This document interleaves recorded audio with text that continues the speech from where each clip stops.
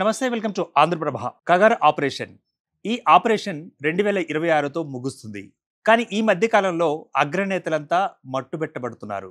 అగ్రనేతలంతా లొంగిపోతున్నారు. ఇటీవల కాలంలో చెదురుముదురుగా జరుగుతున్న ఈ ఘటనలు మరి దేశ భద్రతను, అదేవిధంగా దేశ భద్రతను కాపాడాల్సిన రక్షణ శాఖను కూడా కొన్ని ప్రశ్నలలో పడేస్తుంది, ప్రశ్నార్థకంగా మారుతుంది. 6 పదుల వయసు ఉన్న ఈ యొక్క ఉద్యమం మరి 60 ఏళ్లు దాటిన తర్వాత, మరి 61వ పడిలో పడిన తర్వాత మరి ఈ యొక్క ఉద్యమం ఏం కాబోతోంది? మరి ప్రభుత్వాలు ఇస్తున్న పథకాలు, ప్రభుత్వం పిలుస్తున్న మరి పిలుపులు వాళ్ళకు అందుతున్నాయా? ఇదే మధ్యలో, ఇదే కాలంలో మరి ఎందుకని ఈ ఎన్కౌంటర్లు జరుగుతున్నాయి? అత్యంత ప్రముఖమైన, అత్యంత కీలకమైన నాయకులు సైతం లొంగిపోతున్నాయి. ఈ క్రమంలో మరి రానున్న కాలంలో 2026 టార్గెట్ పెట్టుకున్నారు కదా, మరి దానికంటే ముందే ఈ యొక్క ఉద్యమం అంతరించిపోనుందా? ఏం జరగబోతుంది అన్నది ఇప్పుడు మనతో పాటు చర్చనీయాంశంగా మారిన అంశం. ఇప్పుడు అదేవిధంగా ఇదే అంశం మీద మాజీ నక్సల్ జంపన్న గారు మనతో పాటు ఉన్నారు. మరి అదనపు సమాచారం అడిగి తెలుసుకునే ప్రయత్నం చేద్దాం. ముందుగా మనం వారిని ఇన్వైట్ చేస్తున్నాం. సార్ నమస్తే అండి, వెల్కమ్ టు ద షో అండి. నమస్తే. రైట్ అండి, మరి ఎలా ఉందండి ఉద్యమం? అంటే చూస్తూనే ఉన్నాం కదా, 1.5 year నుంచి కూడా మావోయిస్టు పార్టీ అంటే తీవ్రంగా నష్టపోతూ సరెండర్ అవుతూ ఉన్న విషయం కూడా ఉందంటే మనం చూస్తూనే ఉన్నాం. సరే, అది అంటే ఇప్పుడు 26 నాటికి ముగించబడదా లేదనే కంటే కూడా ఏదైనా ఒక తీవ్రమైన నష్టాల్లో ఉంటూ అది ఏమవుతుంది అనేది అనేక ప్రశ్నలు అది ఎదుర్కొంటుంది. అది చివరి దశలో ఉందనేది సాధారణంగా బయట ఉన్న వాళ్ళకు అదే అర్థమవుతుంది. రైట్, మూమెంట్స్ నుంచి వచ్చారు కదా మీరు, అసలు ఎలా ఉంటుందంటారు లోపల పరిస్థితులు? చాలా కఠినమైన పరిస్థితి. చాలా అంటే ఒకనాడు అంటే విప్లవం అంటేనే కఠినమైన పరిస్థితి. ఏనాడైనా అది ప్రారంభం నుంచి కూడా ఏంటంటే కఠినమైన పరిస్థితి. అంటే చాలా సందర్భాల్లో బట్టి కూడా గెరిల్లాలు ఎట్లా, వాళ్ళ లైఫ్ ఏంటిది అనేది అనేక సందర్భాల్లో టీవీ ఛానల్స్ కూడా వాళ్ళ ఇంటర్వ్యూలు ఉన్నాయి, అవన్నీ ప్రసారం చేసేది. అది అంటే సాధారణంగా ఉండే కష్టాలకు ఇప్పుడు కొనసాగే అంటే 2 years నుంచి కూడా కొనసాగే కష్టాలు అతి తీవ్రమైనవి. అతి తీవ్రమైన అంటే ఇప్పుడు ఒక రకంగా చెప్పాలంటే వాళ్ళు అంటే మొట్టమొదటిగా ఆ కష్టాలకు కారణాలు ఎక్కడనంటే ప్రజల్లే ఉన్నారు వాళ్ళు. కానీ ఆ ప్రజలు ఏవైతున్నాయో క్రియాశీలంగా లేరు, అంటే సంఘాలుగా లేరు, ఒక ఉద్యమాలు చేయటం లేదు, సంఘాలు లేవు, ప్రజా సంఘాలు లేవు, ప్రజా నిర్మాణాలు దెబ్బతిన్నాయి అంటే ఇవి ఉంటేనే కదా పార్టీ లోపలికి రిక్రూట్ రావడం. రిక్రూట్ లేదు. ఇప్పుడు చూడండి, ఇప్పుడు తెలంగాణ, ఆంధ్ర లోపల కూడా గత 20-30 ఏళ్ళ కాంచి కూడా పెద్దగా పోలేదు కదా. ఇప్పుడు ఇక్కడ మాట్లాడుతారు, చాలా మంది మాట్లాడతారు మామూలుగా, కానీ పార్టీ లోపలికి పోయిన వాళ్ళు కూడా లేరు కదా, అండర్ గ్రౌండ్ పోలేదు. కాబట్టి అంటే ఎక్కడ కష్టాలంటే ప్రజలు తగ్గిపోవడము, నిర్మాణకు రావడం తగ్గిపోయారంటారా, లేకపోతే ఆదరణగా కోల్పోతున్నారంటారా? ఆదరణ అంటే క్రియాశీలమైన అంటే మావోయిస్టు పార్టీ దృష్టిలో క్రియాశీలంగా అంటే ఏం చేయాలి? సంఘంలో ఉండాలి. క్రియాశీలం అంటే పార్టీలోకి రిక్రూట్ కావాలి. క్రియాశీలం అంటే వివిధ ఉద్యమ కార్యాచరణలో పాల్గొవాలి కదా. ఇది లేకుండా జనరల్ సింపతి మావోయిస్టు పార్టీ అంటే కోట్ల అభిమానం ఉండొచ్చుగాక. నేనేమంటున్నానంటే మొన్న ఒక సందర్భం చెప్పిన, బీజేపీకి ఇప్పుడు వాళ్ళకి 30%, 33% ఓటింగ్ ఉంది. బీజేపీ అంటే ఒక పెద్ద పార్టీగా ఈ దేశంలో ఉంది. నేనేం చెప్తున్నట్టే, నీ 30% కంటే ఎక్కువగా నీకు వేసే 30% ఓట్ల లోపల కూడా వాళ్ళందరూ కూడా వేరు కారణాల రీత్యా బీజేపీకి వేస్తున్నారు. కానీ నేనేమంటానంటే మావోయిస్టు పార్టీకి వాళ్ళ గుండెల్లో మావోయిస్టు పార్టీ అంటే పేద ప్రజల కోసం ఉన్నది, పేద ప్రజల కోసం త్యాగం చేస్తున్నారు వాళ్ళు. బీజేపీ వాళ్ళు చేయరు కదండి. మావోయిస్టు పార్టీ త్యాగాల బట్టి వాళ్ళు ఏం చేస్తారు? ఈ దేశంలో ఎవరున్నారు? కుటుంబాలను వదిలిపెట్టి, అన్ని వదిలిపెట్టి, స్వార్థ జీవితాన్ని వదిలిపెట్టి 40 ఏళ్ళు 50 ఏళ్ళు ప్రజల కోసం పనిచేసే వాళ్ళు ఉన్నారా ఎవరైనా? ఎవరు లేరు. కాబట్టి దేశ ప్రజలు అందరూ ఆలోచిస్తారు. బీజేపీ పార్టీలో ఉన్న వాళ్ళు కూడా ఆలోచిస్తారట, నేను కాంగ్రెస్ ఉన్న వాళ్ళు ఆలోచిస్తారు, అనేక కమ్యూనిస్ట్ పార్టీలో బట్టి ఉన్న వాళ్ళు కూడా ఏంటంటే వాళ్ళు చాలా గొప్ప వాళ్ళు, ప్రజల కోసం పనిచేసిన వాళ్ళు ఎవరైనా గొప్పలు అంటారు కదా. సరే, వాళ్ళు హింస చేస్తారో లేదా పక్క పెడదాం, కానీ వాళ్ళు ప్రజల కోసం పనిచేసే వాళ్ళు కాబట్టి ఈ దేశంలో చాలా మంది ప్రజల యొక్క అభిమానం ఉంది వాళ్ళకు. కానీ ఉండే లాభం ఏంటిది?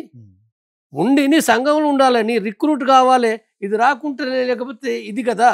కాబట్టి ఈ కష్టాలు ఏవైతున్నాయి ఇవ్వాలి వాళ్ళకు ఇంత అభిమానం ఉండి కూడా మరి మందులు దొరుకుతం లేదు, అడవిలో ఉన్న వాళ్ళకి మందులు దొరకటం లేదు, ఇవన్నీ ఇబ్బందులు ఉన్నాయి కదా. కాబట్టి చనిపోతుండ్రు. ఇది దయనీయమైన పరిస్థితి. అందుకోసం ఏంటంటే ఇవాళ వాళ్ళు ఎట్లా వాళ్ళు ఏదైతుందో అంటే బయట సమాజం అంతా కూడా మీరు బయటికి రండి, వచ్చి పనిచేయండి, ఇక్కడ పనిచేయండి. ఇప్పుడు ఆ సాయుధ ఉద్యమం ఎందుకు, సాయుధ పోరాటం లేకుండా బయట పనిచేయండి అనేది అంటుండ్రు.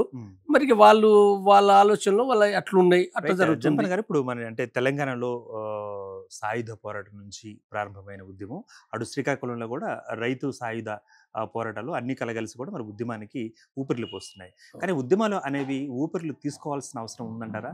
అంటే ఊపిర్లు పోయాల్సిన అవసరం ఉంది, కానీ ఊపిర్లు తీసుకుంటున్నాయి కదా కొన్ని ఉద్యమాలు. మరి ఈ మాట ఎలా తీసుకుంటారు మీరు? ఇప్పుడు ఉద్యమం అనుకున్నప్పుడు తప్పనిసరిగా రాజ్యం అది నిర్బంధం పెడుతుంది ఎప్పుడైనా. మళ్ళీ సాధారణ ఉద్యమం వేరు. సాధారణ ఉద్యమం అంటే ఇప్పుడు ప్రత్యేక తెలంగాణ కోసం కూడా ఇక్కడ ఉద్యమం జరిగింది. తెలంగాణ కోసం కూడా ఉద్యమం జరిగినప్పుడు కూడా చనిపోయింది కదా, సరే ఆత్మహత్యల రూపంలో ఎక్కువ జరిగింది, లేదా పోలీసు బలగాలు ఆ ఉద్యమం నడచడానికి అరెస్టులు, చిత్రహింసలు, జైలు కూడా చేసినాయి. కాబట్టి ఉద్యమాలు అనుకున్నప్పుడు కొంత నష్టాలు జరుగుతాయి, జరిగాయని కాదు. సరే ఎంత ప్రాణ నష్టాలని, కానీ ప్రాణ నష్టం అనేది ఇప్పుడు శ్రీకాకుళం ఉద్యమంలో జరిగింది, నక్సల్ బరిలో జరిగింది, తెలంగాణ సాయుధ పోరాటం జరిగింది. ఎక్కడైనా విప్లవం అనుకున్నప్పుడు ఎక్కువ ఉంటాయి. కానీ ఇప్పుడు జరిగే నష్టాలు ఏవైతున్నాయో, నీకు వచ్చేది ఏదో రావటం లేదు, రిక్రూట్ రావటం లేదు, చనిపోవడం ఎక్కువ ఉంటుంది. తర్వాత అంటే నీకు అవకాశాలు కూడా అంటే ఫ్యూచర్ కనపడటం లేదు. దాని ద్వారా ఫ్యూచర్ అని అంటే తిరిగి ప్రజా ఉద్యమాలు, ప్రజా సంఘాలు నిర్మించగలము, తర్వాత మళ్ళీ ఎర్ర సైన్య పెద్ద ఎత్తున నిర్మించగలమనే ఫ్యూచర్ కనపడటం లేదు. బయటనైతే మరి వాళ్ళకు కనపడడం అనేది ఎట్లా కనపడుతుంది అనేది వేరు. కానీ కాబట్టి ఇలాంటిది అనుకున్నప్పుడు విజయం సాధిస్తామనేది లేనప్పుడు, విజయం సాధిస్తుంది అనుకున్నప్పుడు సరే ప్రాణత్యాగాలు కూడా తప్పదు, అది వేరే విషయం. ప్రాణత్యాగాలు చేయాల్సి వస్తుంది. కానీ ఇవ్వాలన్న పొజిషన్ నేను చెప్తున్నది ఏంటంటే, ఇవాళ సాయుధ పోరాట ఉద్యమం ద్వారా అంటే ఇవ్వాలంటే మొట్టమొదటి నుంచి విముక్తి ప్రాంతాలు సాధించాలనే దాంతో ఏంటంటే మనం పోవడం ద్వారా ఇవాళ సాధ్యం కాదు. మీరు ప్రజలను ఆర్గనైజ్ చేయండి, చైతన్యవంతం చేయండి. ప్రజలు చైతన్యవంతం అయితే, దేశవంతం అయితే అప్పుడు సాయుధ పోరాటం చేస్తారా, ఏం చేస్తారా అప్పుడు ఆలోచించుకోవచ్చు, చేయవచ్చు. ఆనాడు అంటే భారతదేశం అంతా కూడా చైతన్యవంతం కావాలి కదా. ఇప్పుడు ఎవరున్నారండి చైతన్యవంతం అవడానికి? పార్టీని ఉపయోగించుకుంటున్నారంటారా? నేను పార్టీ ఏంటంటే పార్టీ ఉండాలి, వాణ్ణి కొట్టాలి, వీణ్ణి చంపాలి, ఈ పంచాయతీ చేయాలి, ఆ పంచాయతీ చేయాలి, లేకపోతే ఇవి చేయాలనే బాపతగాలు తప్ప, అంటే పార్టీ అనేది నువ్వు చేసి పెట్టు మేము మంచిగా కూర్చుంటాం అన్నట్టు విషయం అండి. ఇప్పుడు ఉద్యమం బలహీనపడడానికి, ఉద్యమంలో లుకులుకులు ఏర్పడటానికి మరి ప్రధాన కారణం ఎవరంటారు? ప్రభుత్వాలా, ప్రజలా, లేకపోతే మీ వాళ్ళే?